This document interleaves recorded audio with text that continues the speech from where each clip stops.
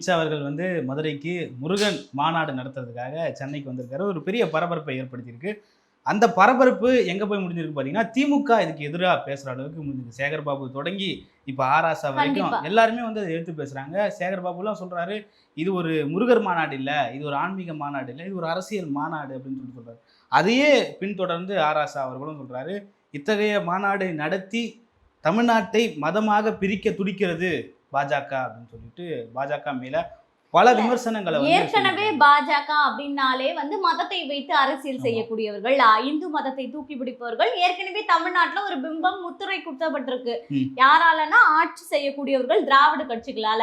அப்படி இருக்கையில மீண்டும் இப்ப அவங்க முருகருக்கு மாநாடு நடத்துறாங்க அப்படின்னும் போது இது உண்மைதான் அப்படின்றதை நிரூபிப்பதற்காக ஆளும் கட்சியினர் மீண்டும் மீண்டும் இதை சொல்லிக்கிட்டு இருக்காங்க. ஆனா அவங்க முருகருக்கு மாநாடு நடத்தலையா, வேலை தூக்கி இல்ல, பிடிக்கலையா? அது நாங்க அரசு சார்பா நடத்தணும். முருகர் தானே, முருகர் தான். தமிழ் கடவுள் தானே. ஆமா, அப்ப அது அரசியல் இல்லையா? அறநிலைத்துறை சார்பா நடத்தணும். அது அறநிலையத்துறை சார்பா நாங்க எல்லா மக்களுக்காக நாங்க நடத்தணும். இத்தனை வருஷம் நடத்தலையே.